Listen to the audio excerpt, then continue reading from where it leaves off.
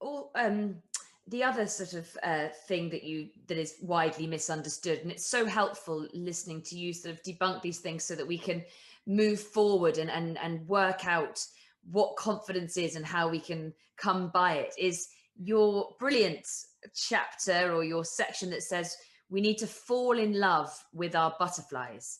Again, really fantastic advice to try and change a mindset, and to try and understand better our nervous system and what it's telling us when we feel all these symptoms that we feel are nerves that can hold us back and really stop us from being confident when we're coming to do something.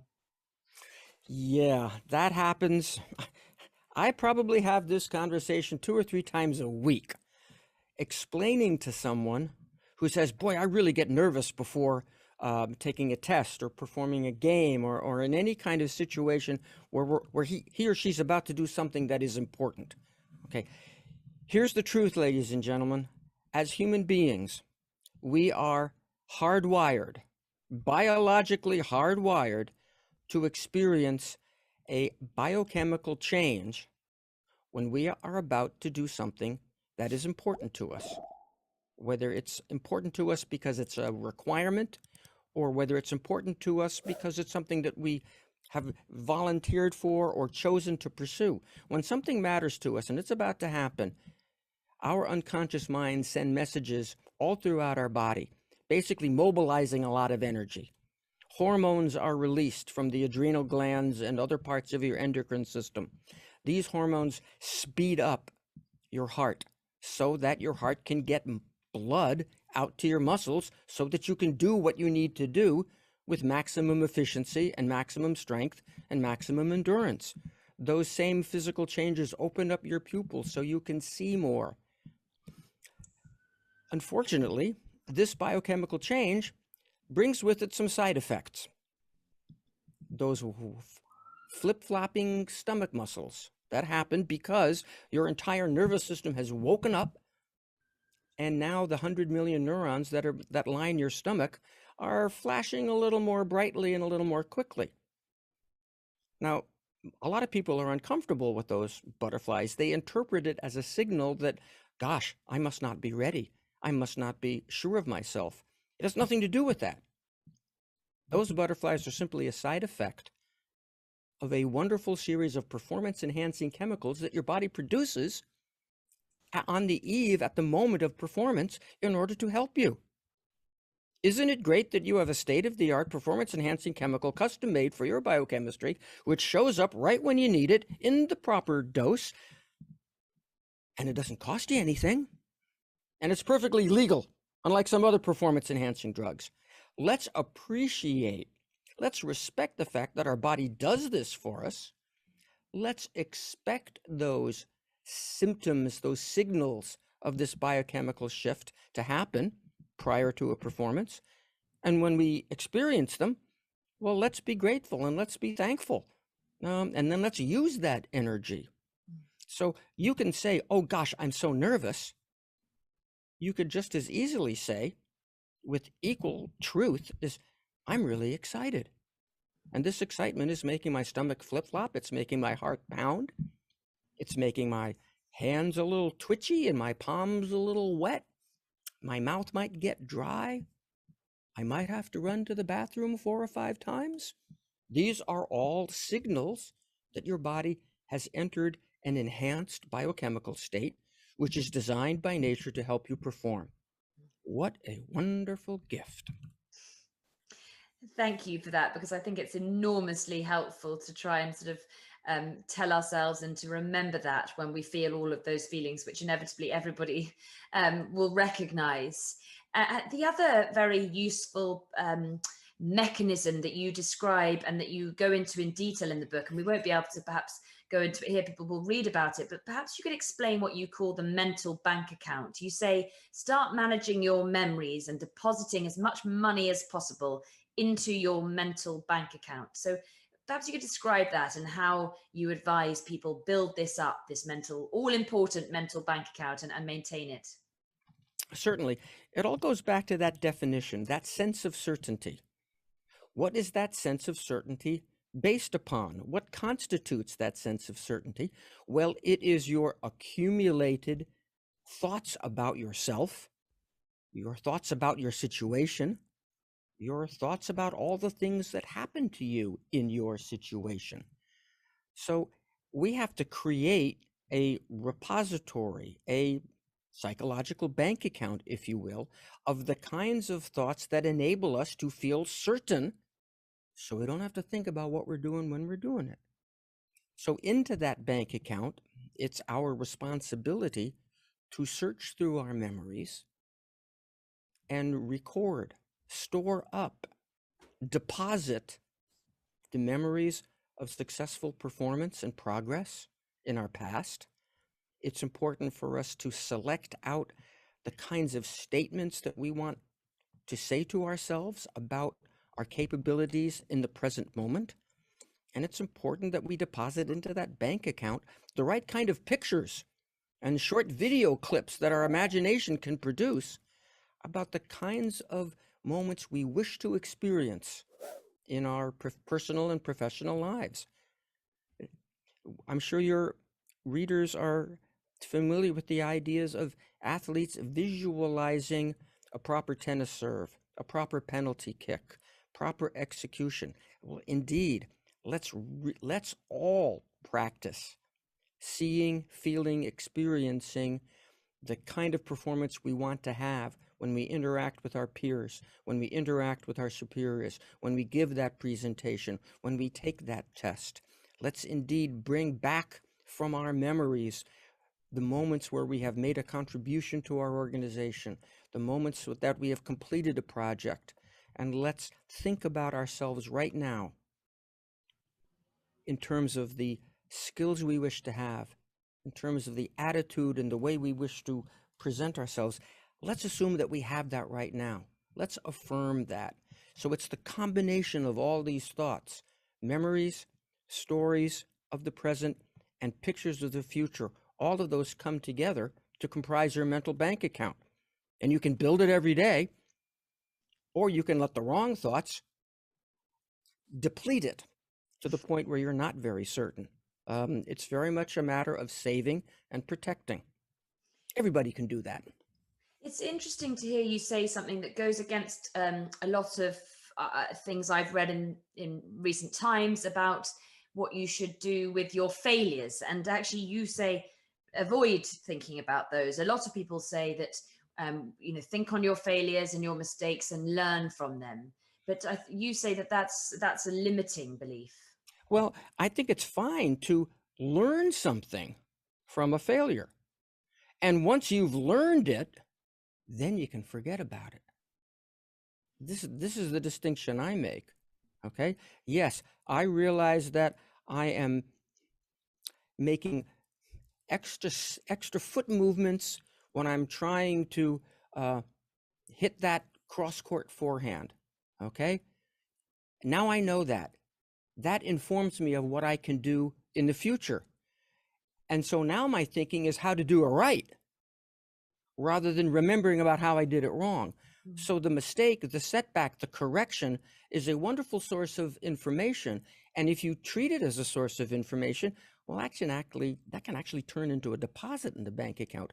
But hanging on to the memory of it and the disappointment, now there's the disservice that we do to ourselves.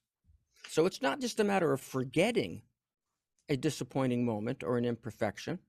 It's a matter of learning what there is to learn, allowing yourself to feel good that you've learned that, and then forget about it, rather than carrying that mistake with you into the future. I hope that clears it up a little bit.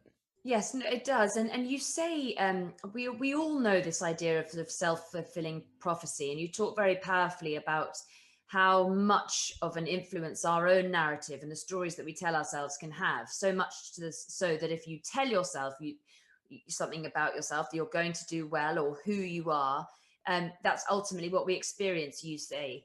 So I was just wondering something that came into my mind when I was thinking that, and I think sometimes, and I could be alone, but I don't think I am, if you imagine the very worst, if that's in your nature, that whenever you're preparing for something that you're wanting to be confident about, that you're wanting to go into prepared. If you imagine the worst, it means that you arrive armed and prepared for anything, rather than perhaps winging a situation, which you might be tempted to do if you just have a great deal of confidence. Well, if you spend a lot of time thinking about worst case scenarios, what could go wrong, you might be tempted to walk into that game, that test, that presentation. You might be tempted to walk into your performance arena almost expecting the worst to happen. You'll be looking for the signals of that. Now, on one level of analysis, that might protect you. But on another level of analysis, looking for all those things that might go wrong means that you might overlook some signals. You might overlook, not notice when things are indeed going your way. I make a point in the book and I tell a story that's interesting that it should happen right now. This is a story from the Winter Olympics 20 years ago, when a team of U.S. bobsledders that I was mentoring had an opportunity to perform well and actually win a medal for the first time in 46 years, I think it was. And the philosophy that they adopted, and it took them a while to get them to look for it, was the idea of, let's look for our slightest break. Let's look for our opportunities. Instead of worrying about what could go wrong, let's look for what might go right out here, and let's be ready to jump on it. Because if you're not looking for that small opportunity, that little break, it could be right in front of you. But if your attitude and your mindset is looking only for the things that could go wrong, if that's what I'm preoccupied with, I could miss the arrival. I could miss the existence. I could miss an opportunity that's right in front of my nose, because I'm so busy, so worried, so preoccupied with preventing certain bad things from happening. Now, that doesn't mean you shouldn't do a little anticipation of what could go wrong. I refer to that as the flat tire drill. I hope all your listeners and viewers have instructed their children in how to change a flat tire before they drive the auto away, because you don't want them having to change that flat tire for the very first time in the dark on a strange road while it's raining. Understand how to address a problem first. So I urge every performer, okay, let's take a look at some of the things that might get you out of your rhythm, out of sync. Let's formulate a little plan. How are you going to address that if it happens? Okay, and we do that 4 or 5 days before the game. So we've got it in our back pocket. We know how we're going to address some of the most likely setbacks if and when they occur. But as we go into the game, as we're going into that meeting, we are thinking about the outcome we want, and we're thinking about how we're going to execute minute by minute by minute. We're not preoccupied with what could go wrong. We've already solved that problem. I hope that makes it clear. That does indeed. And I think I should say, please do, if you're listening and you have a question watching, please do begin to put them into the Q&A box, and shortly I'll come to those. I'm sure you've got many. I have many more myself, but one of the things that you write about very powerfully and very practically is the power of affirmations. And we know what affirmations are, but you have very detailed advice about the sort of form they should take and how we can put them into practice to kind of help with our daily confidence. And I wonder if you could just explain how we use affirmations, very practically speaking, to help us approach events, performances, times of our life with confidence. We are all telling stories to ourselves about ourselves all day long. I've never been good at this. I like doing that. And in so doing, we kind of establish a ceiling or a boundary for what we can accomplish, because we always tend to live up to our own expectations, the self-fulfilling prophecy, as you put it. If you're comfortable and happy with those limits that you're putting on yourself, okay, so be it. But if you want to move to the next level in your organization, if you want to make a breakthrough in your physical training, how fast you run the 5K race, how many push-ups, sit-ups, deadlifts you can do. The idea is to say yes to what you want. Affirm it.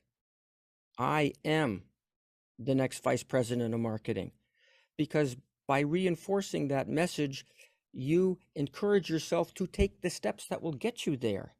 If you continue to tell yourself, well, I'm not very good with this piece of technology, then you are less inclined to take the steps necessary and do the practice with the right kind of enthusiasm and open-mindedness that will indeed allow you to learn that given piece of technology.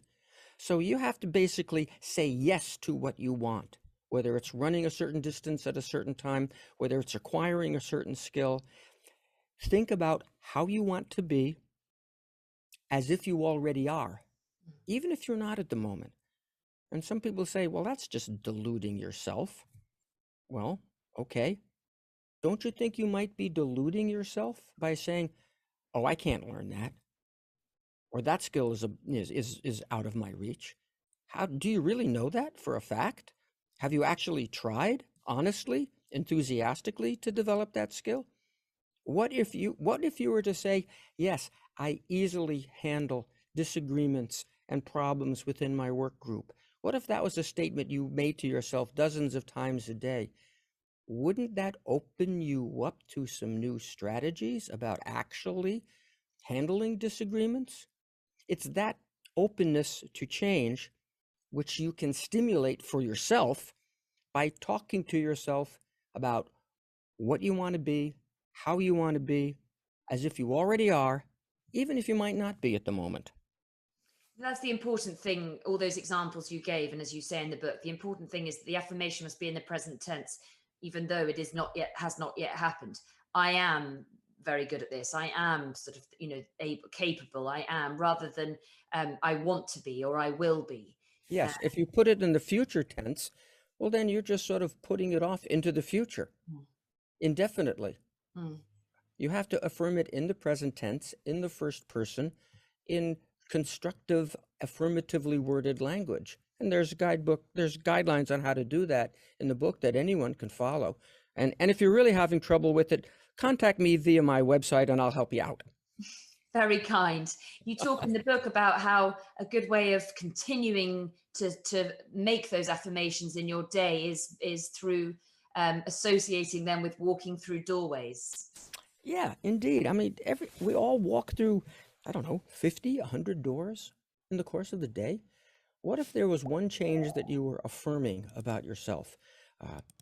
I easily resolve disagreements among my work team. If you were to repeat that to yourself, and nobody needs to hear you do it, it's just something that you think.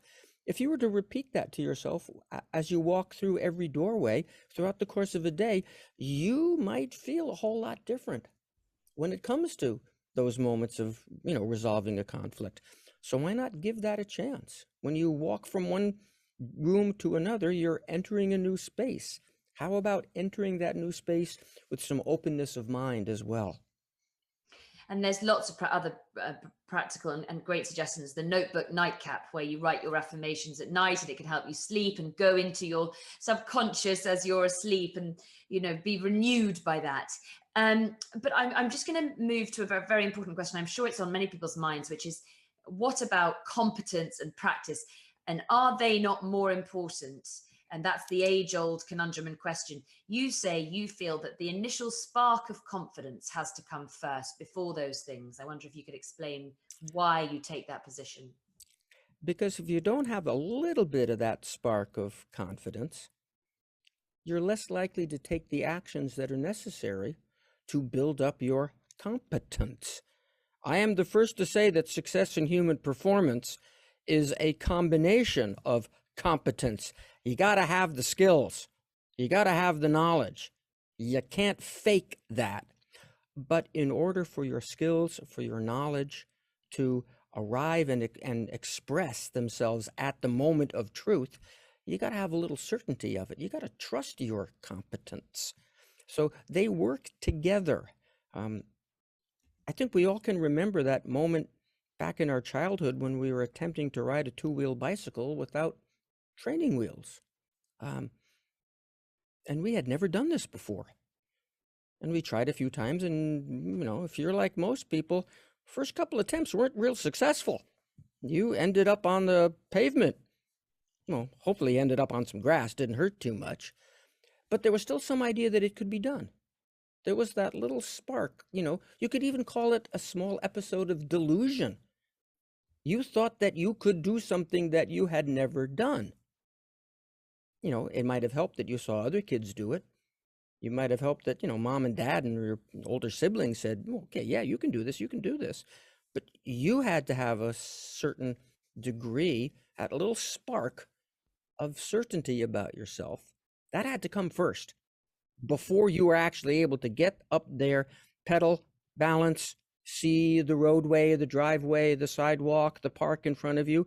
And that enabled that wonderful aha moment when your bicycling software finally reorganized itself and you were zipping down the road free as a bird. I hope you all remember that feeling.